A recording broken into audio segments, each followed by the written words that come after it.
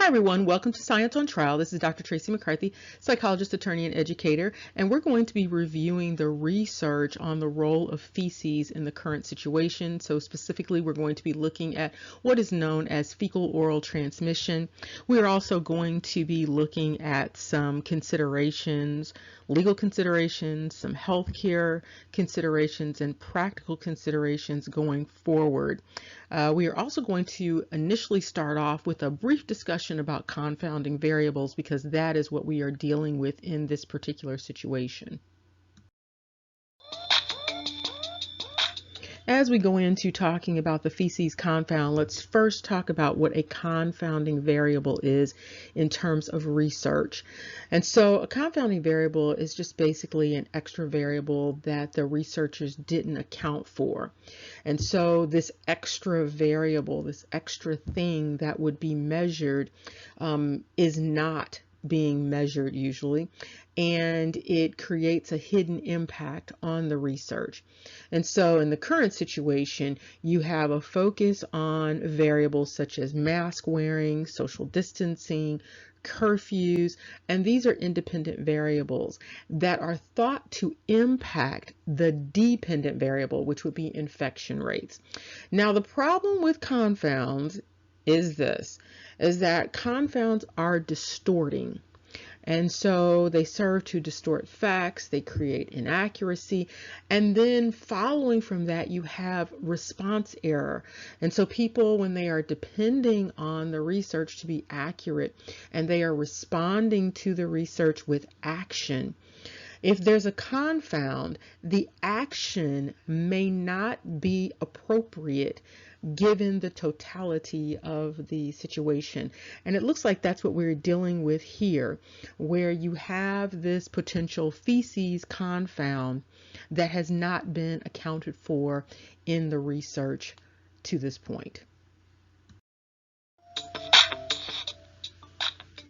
The issue is that there appears to be fecal oral transmission related to the current situation, and this is that confound that has not been accounted for when there have been planning efforts in response to the current situation.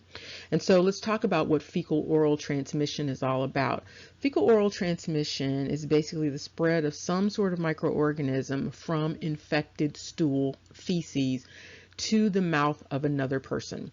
And so you also have the possibility of fecal contamination of food or the water supply. You also might have fecal oral transmission when you have sort of a hand to mouth transmission, and this occurs generally after inadequate hand washing or after touching contaminated items.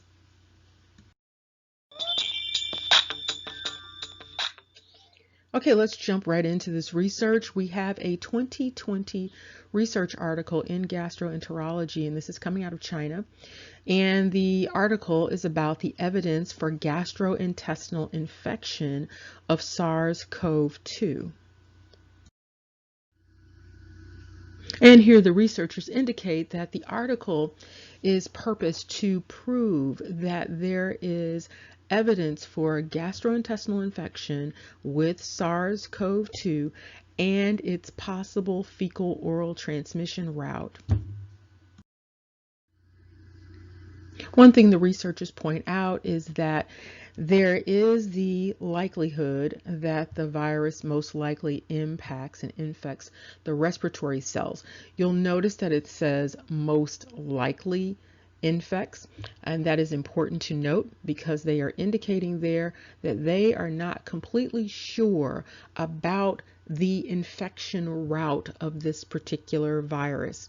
And so they also indicate that viral target cells and organs have not been completely determined, and that this is impeding the understanding of the viral infection and the transmission. Here the researchers talk about two pieces of evidence related to this fecal oral transmission. One is that there is evidence of the virus in stool specimens. The other one relates to the viral receptor, the thing that the virus likes to attach to in the body. And so this thing, this receptor that the virus likes to attach to in the body is plentiful in the gastrointestinal system. The researchers go on to talk about, because of this affinity and the finding of the evidence in the stool, that the fecal oral transmission is something that needs to be seriously considered in order to effectively control the spread of the virus. And here the researchers are indicating that even though an individual might test negative in terms of respiratory samples, in excess of 20% of patients will still continue to test positive in terms of the feces. And so they are indicating this strong recommendation to routinely test the feces for individuals who have previously tested positive in terms of the respiratory system.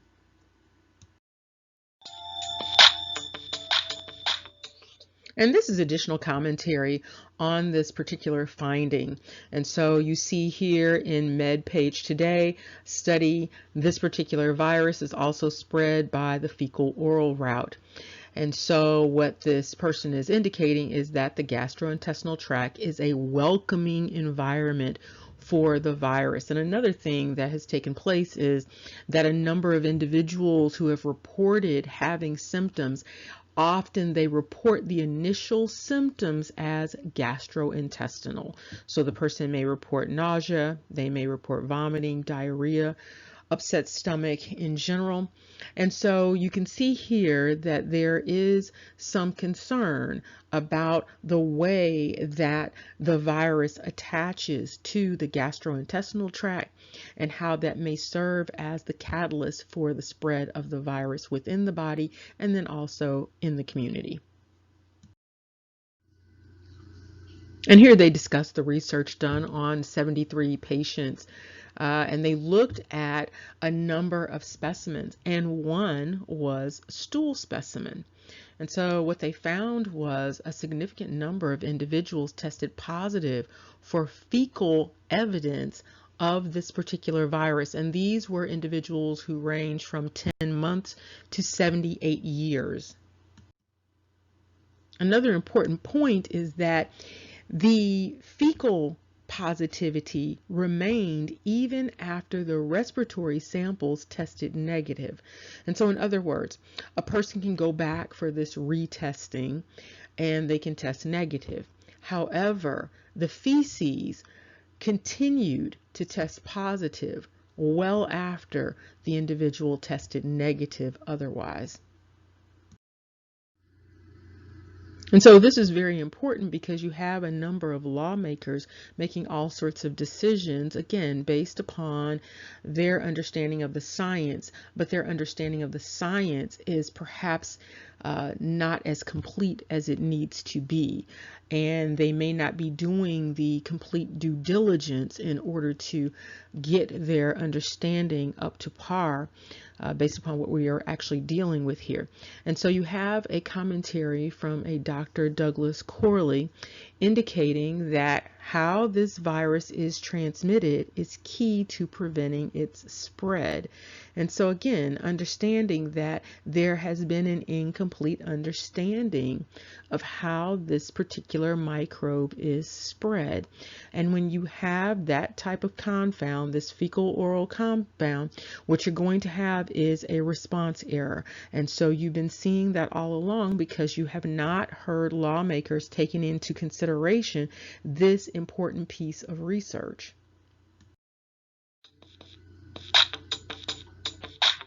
What is particularly problematic is that this research has been ignored for quite a while. You can see this is research going back to 2004. This is related to emerging infectious disease, and it's in that journal. And you can also see here, this is coming out of Hong Kong, and you see detection of SARS in patients with suspected SARS. These researchers point out a couple of very important things here. One of the things they point out is the longevity of the evidence of the virus in bodily fluids. But one of the things that they point out that's very important is that even though you can find evidence of the virus in all of these bodily fluids, when you are looking 5 days past the onset of the illness, that the virus evidence is more readily detected in stool samples. And so you have individuals doing all of this rapid testing and drive-through testing and all of those sorts of things. But timing is very important. And so if a person has been struggling with evidence of the illness for quite a while, it might be best to test the stool sample versus that nasal sample or that oral sample. And here the researchers indicate that the urine samples are not particularly useful at any stage of the illness, and that during the first 4 days of the illness, there should be a focus on the nasal and the oral. But after that, a focus should turn to the feces specimens. And so you have all of these drive-through rapid testing sites that may not be focusing on the right thing at the right time. And so there needs to be increased consideration in terms of the time frame in order to determine what is the best sample to acquire from an individual. And so in many instances, it's probably going to be that fecal sample versus that nasal or that oral swab. And here the researchers discuss that this particular virus is not restricted to the respiratory tract. And so there has been this extreme focus on that, even as you've seen discussions about how it has been impacting different parts of the body. And so although that information is out there, there has still been this very concentrated dynamic with respect to focusing on the respiratory system. And another thing that the researchers indicate is that the viral shedding appears to be present for many weeks after the onset of the illness in the gastrointestinal system, in the urinary tract, in the respiratory tract. Here we have additional old research. This is 2005, and you can see in this research, this again is coming out of China. It indicates persistent shedding of SARS-CoV in urine and stool of SARS patients during the convalescent phase. These researchers indicate in their studies that stool samples and urine specimens indicated evidence of the virus for longer than 4 weeks. What this means is that when people are quote unquote recovering, that there is still evidence of this particular virus in the stool samples, in the excretion of the patients who are convalescing. Here we have additional 2005 research coming out of China again. And again, what's indicated here is that even though there has been this focus on the respiratory samples, there was evidence in the feces of those who were convalescing. And because of this, they indicated that extra care should be taken with respect to dealing with the excretions from patients who have been diagnosed. Again, we have some additional research. This is 2003, again coming out of China, and this is related to the detection of the virus in stool samples. This research is also very enlightening related to the current situation. What they observed in this study was that the longest stool shedding of the virus in patients was 64 days from the time of onset. And so the average stool shedding was 32 days. And so you hear this discussion about 14 days of quarantine. And again, this focus on the respiratory dynamics, but there has been no focus on this issue related to stool shedding, and this going on for 64 days with an average of 32 days. And here we have more recent research. This is 2020 in the Journal of Medical Virology. And what these researchers are indicating is that, again, they have been able to detect evidence of the virus in fecal matter. And here they indicate that the purpose of the study was to attempt to identify evidence of the virus in a number of samples. One of the important things about this study is that they indicated in terms of the results that the evidence of the virus was present in all 4 of the specimen types. However, not all of the specimen types were positive at the same time. And back to Hong Kong again, we see in 2003 additional research on this same topic. This research is really important. One thing that they point out is that there has been this focus on this droplet secretion person-to-person contact dynamic.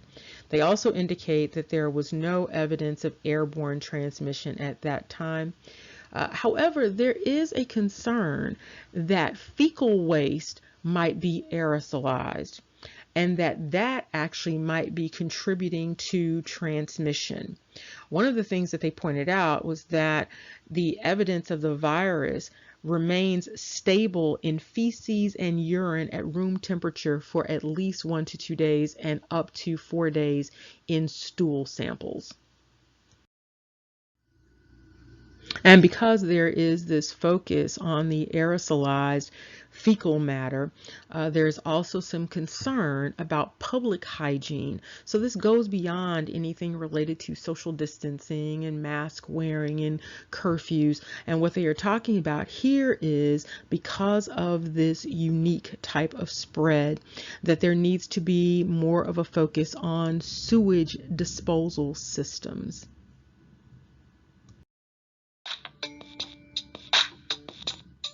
There is quite a bit of guesswork going on related to the transmission of this particular virus, the nature of the virus, the origins of the virus even. And so there's a lot of guesswork going on, and that guesswork also includes precautions and prevention. And so if you don't know all that you need to know about where something came from, how it's transmitted, you're not going to necessarily make the best plans in terms of prevention and intervention. And that might be what is going on here. Here you see an individual who is a public figure indicating that they took all of the precautions, they followed the advice of the health experts, they wore a mask in public, they washed their hands frequently, they observed social distancing, and still with all of this vigilance, they contracted the virus. And so again, this brings into question what is really going on with this virus, and do we actually have an accurate picture of everything that is going on with it and how it is actually transmitted. And that leads us to the question of what more needs to be done, very specifically related to this confounding variable. And so there has been a lot of focus again on this respiratory dynamic, but you can see here that there may be a more significant issue going on related to the gastrointestinal system.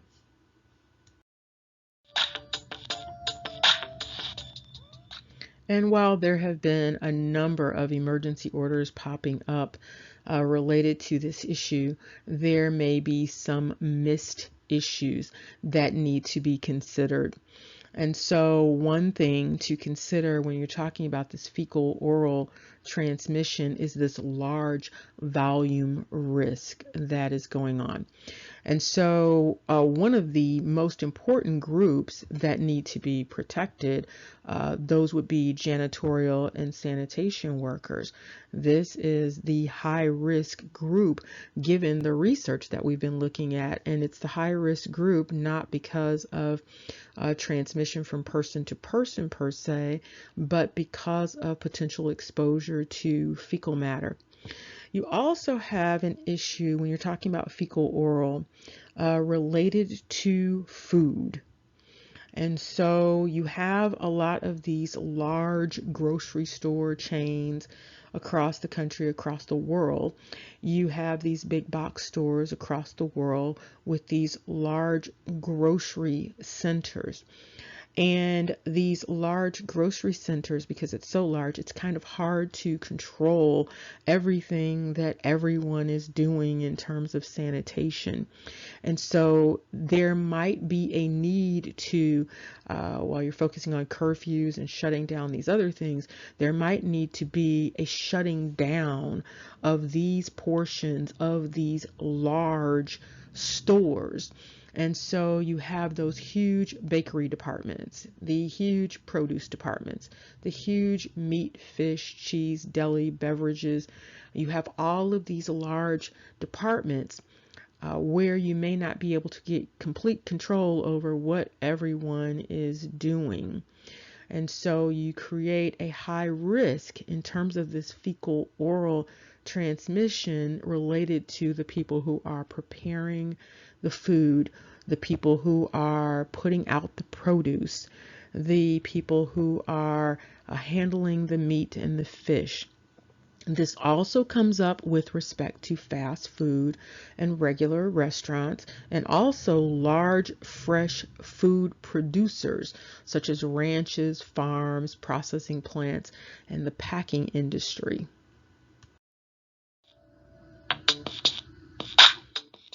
Now, what's interesting is that there have been, again, perhaps some response errors. There has been a focus, again, only on the respiratory dynamic.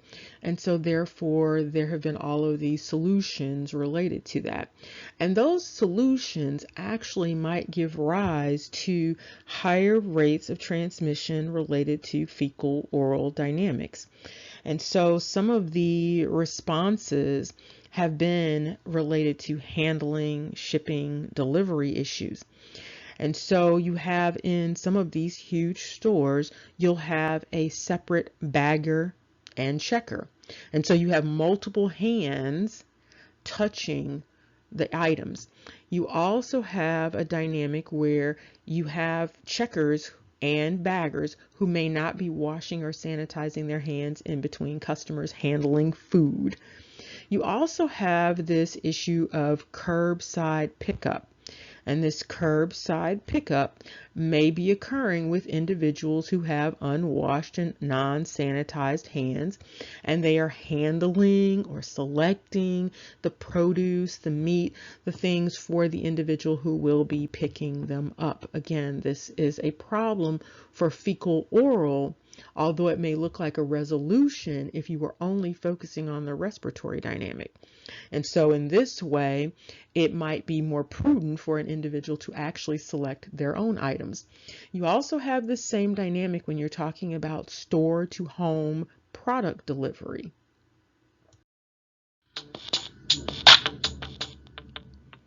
Now, fecal oral definitely presents a number of issues. And there are some possible temporary remedies, however. Just like we've had the temporary remedies with all of the emergency orders related to that individual behavior dynamic. And so you have the mask wearing, you have the curfews, you have things like that. But you also have some possible remedies that are larger. And so some of those remedies might include things like the temporary closure of bigger and box store high-risk areas and services. And so there may need to be more of a focus on smaller stores where you can actually have better control over what's going on. You also might need to do more farm to table dynamics, or make that available where consumers can actually participate in the harvesting of produce at farms so that they can actually just go out and get their own stuff and then pay the farmer for that. Same thing with meat and perhaps going to ranches and things like that. Also, self-catch of seafood. There might be a possibility of expanding fishing, so personal fishing, and assisting individuals with catching their own seafood fish. Also limiting fresh food delivery services when possible, and supporting individuals actually going to the store and picking up their own things whenever that's possible. And also an increase in food prep and employee sanitation wherever this food preparation dynamic is taking place. It also might be helpful to have antimicrobial hand wash stations and sanitizers. And this would be particularly helpful in restaurant situations, fast food situations.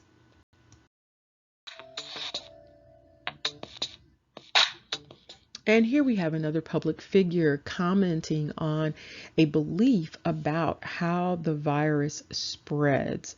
And so when a person does not have a complete picture of those independent and dependent variables and those confounds, there will again be these response errors and all sorts of assumptions.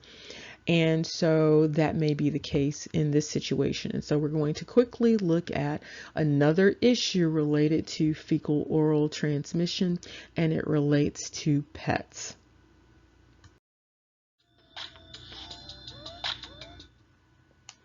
And here we can see that in addition to the focus on fecal oral related to things like food and water, there is also a need to focus on the role of animals in this transmission dynamic. So you have a number of individuals who are quarantined with their animals and with these safer at home orders.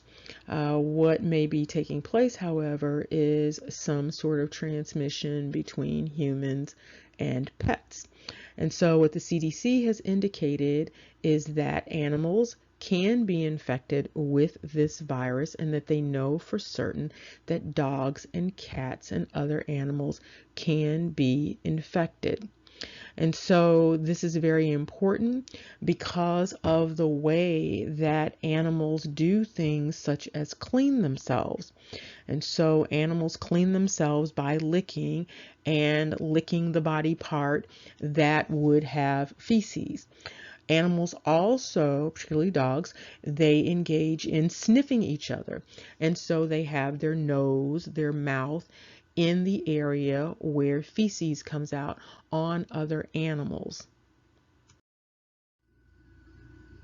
And because of this fecal oral transmission dynamic and the fact that pets can also have this virus, it is important to remember this in talking about how this virus may be transmitted. And so again, you have individuals who are quarantining, staying at home. They may be staying at home with pets, and they may be staying at home with pets who may be harboring the virus and then transmitting the virus to the owner. And this may take place because of the way that the owners may express affection with the pet, which may involve touching, kissing the face, rubbing up against the face or the nose of the dog or the cat.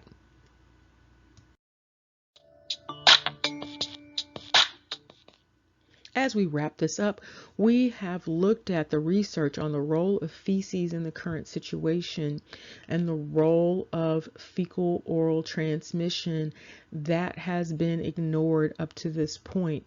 We've also looked at the importance of reconsidering some of the legal, healthcare, and practical responses that have been initiated in response to this situation, and how there should be new considerations going forward. So we've also looked at this dynamic of a confounding variable so that people understand what a confound is going forward. Also going forward, there should be a greater consideration of what's known as nosocomial spread, and this needs to be carefully assessed.